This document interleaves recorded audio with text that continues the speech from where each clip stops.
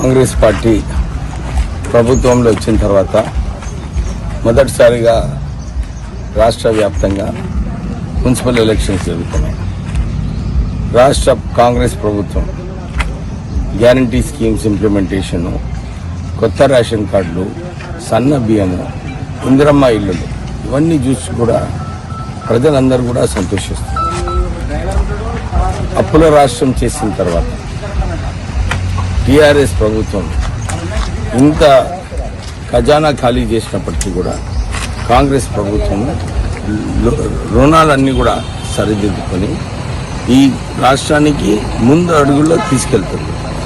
ఈసారి మీరు చూస్తే ప్రశాంతంగా, ఎందుకంటే ప్రజాపాలన ఉంది, ఎక్కడ కూడా పోలీస్ ఒత్తిడి ఉండి టీఆర్ఎస్ టైంలో ఎట్లయితే చాలామందిని విడ్రా చేయించడం, పోలీసుని వాడుకొని గుండారాజు చేసి అభ్యర్థులు లేకుండా యునానిమస్ చేసిన సంగతి చాలామందికి తెలుసు.